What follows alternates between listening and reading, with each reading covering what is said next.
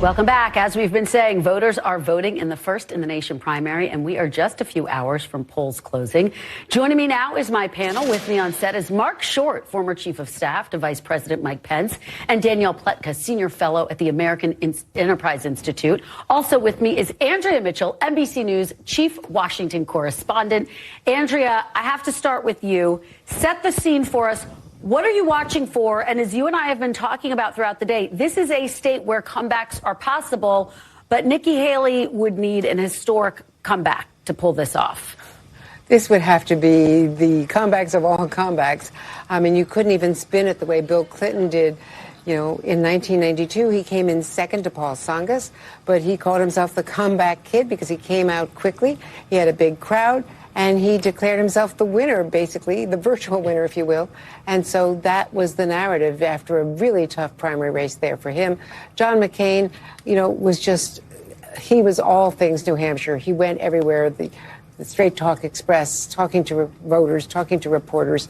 And he clearly was a big comeback. But, you know, whether she can do this now, look at what she's got to, You've been up there, you've been reporting on this. She not only has to get a huge chunk of the undeclared, but then she has to also eat away at Trump's base, at the Republican voters. And to do both things and get it to within double digits when he is got, you know, at least get it into single digits rather when he's got a double digit lead is really a huge hurdle. It's such a huge hurdle. Danny, weigh in on this point. If she can keep a loss, now maybe she will win, but let's say she loses. If she can keep it to single digits, what does that look like for her? Is that significant? Can she claim that's a strong showing? Sure. I mean, the narrative all day, and frankly, since Ron DeSantis dropped out, has been this, right? It's going to be too high a mountain for her to climb. She's never going to win. It just can't happen. So if she manages, she actually can be the comeback kid. But of course, she has to climb the mountain, and that's going to be the question, and we'll know. We'll know later. Yeah, we will know in just a few hours, Mark. Right now, the numbers show her leading with independents, but not nearly by enough, and they're really the key to this entire race. Well, they are in New Hampshire, and I think yes. If you're a candidate who's relying upon independent or soft Republican support, it's hard to win across the country in a primary, particularly as you head to South Carolina and the southern states of Super Tuesday. So it sets up well for her in New Hampshire, undoubtedly. But to Danny's point, it's why she really has to pull it off in New Hampshire because the other states are not going to be nearly as favorable to her. You know, the RNC chair just put out this really remarkable statement. I mean, it calls for unity. It all but walks up to the line of saying, Nikki Haley, if you can't win in New Hampshire, it's time to drop out. What did you make of that, hearing that, Danny? I thought it was outrageous. I'm sorry. You know, I understand that Donald Trump is way ahead. I understand that part of the Republican establishment and Ronna McDaniel, the chair of the RNC, is behind him, which is also in and of itself a little bit inappropriate. But to say, you know, this process is stupid. You voters, you primary voters are stupid. Let's just cut to the chase. I'm sorry.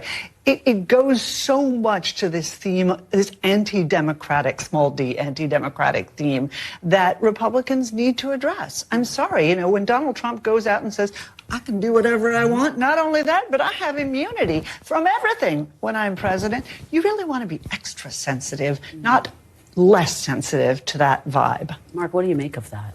I think there's a symbiotic financial relationship here. There's no doubt that the RNC has still been paying Donald Trump's legal bills. And so, you know, I think that Ron and the team have pledged neutrality. For goodness sake, this is only the second state. To be arguing that somehow this is over, I think we have to let the candidates choose when they decide they want to get out or where they want to continue. Yeah, Andrea, let me bring you back into this conversation. It was an extraordinary statement that was put out by the RNC chairwoman. Right. What do you make of this moment, and what are you going to be watching for tonight, Andrea? Well, I agree with both, you know, Mark and Danny. It was outrageous for the RNC chair, especially, you know, on primary day. I mean, if she had waited till the end of the results and if it were determinative, and then she might have an argument it's time to rally, even though I would say that Nikki Haley has the right to go to her home state. And she's got a month to try to do something. And who knows what's going to happen in a month with Donald Trump. You never know, even though every time he walks into a courtroom, some improbable reason, he seems to become more popular with the Republican MAGA base, at least. It's not the Republican Party that I always knew and that I always covered, especially in New Hampshire. But look, New Hampshire is the best place for her to at least regain her footing. The voters there love an underdog. They are more substantive than a lot of other states. They read, they consume this, and maybe she will end up a close second in single digits. And as John Sununu has been touting her for all these days and these weeks, maybe she will prove that she can do something. I just think that she has to rethink it, though. If it's another landslide like Iowa, then does she really want to go home and hurt herself for 28 or for some future role in the party, in a post-Trump party, perhaps, since even though she tiptoed around Donald Trump for the longest time, the enmity there is so apparent that I don't know how she could humiliate herself to the extent of doing something in some future Trump administration. No, it's. I mean, I think the point about South Carolina is such a fascinating one, Mark, because it is her home state. You have Tim Scott, who's already endorsed former President Trump. The governor has already, and the list goes on and on. Nancy Mace. And she's trailing him by double digits. Now, I just spoke to her spokesperson who said, we have the resources. We're fine to go on to South Carolina. But what's the reality check inside a campaign, which what it feels like when you're bumping up against that hard question of whether your donors are going to stay with you? Well, I think the reality is that now it's down a two-person race. She continues to be well supported. And I think there's a lot of donors who still want an alternative to Trump. So I don't think she's going to have a financial issue like a lot of other candidates. But I do think she has a question of, I think it's really about 25 points is what Trump's lead is in South Carolina. It's a tremendous firewall with them, as you said. It's not just Tim Scott and Lindsey Graham, but also the governor that have all endorsed and supporting and using their organizations to help Trump. So it is a month.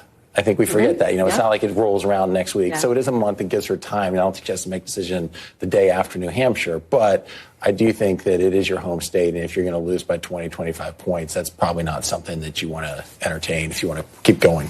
Yeah, Mark's exactly right. I mean, I think that's going to be the hard part. And I agree with you. I don't think that her donors are with her for the same reasons. I think she's got a lot of very loyal supporters who actually believe she would be a good president of the United States.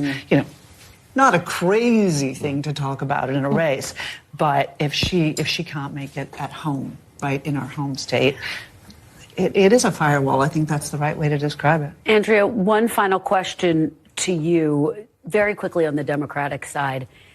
This very unique primary there. I've been talking to Democrats all across the country who feel very concerned about the optics of this, the fact that it's a write-in campaign. As I was saying, I interviewed Senator Hassan this weekend. She acknowledged write-in campaigns are quite challenging. She wasn't ready to say, yes, I'm confident President Biden's going to win this. I think it was a big mistake. I know from personal experience, from being with Joe Biden in 2020 when he was racing out of our headquarters there at the Armory, couldn't get away fast enough right after coming off Morning Joe and he going to South Carolina because he didn't want to hang around New Hampshire and see what the results were. So I know how bitter that experience was. But I just think that they should not have dissed the New Hampshire political, establishment as well as the voters who don't like the fact that he's making South Carolina first. And South Carolina could have been favorable to him with Jim Clyburn without having done that. And I think he's just going to regret it because those are electoral votes. And you fight for Omaha, you fight for the one vote in Maine, you fight for every electoral vote. And, if they had won New Hampshire in 2000, they wouldn't have needed Florida. Yeah. All right. Well, we will leave it on that point. Thank you all so much. Marc Short, Daniel Pletka, Andrea Mitchell. Fantastic conversation.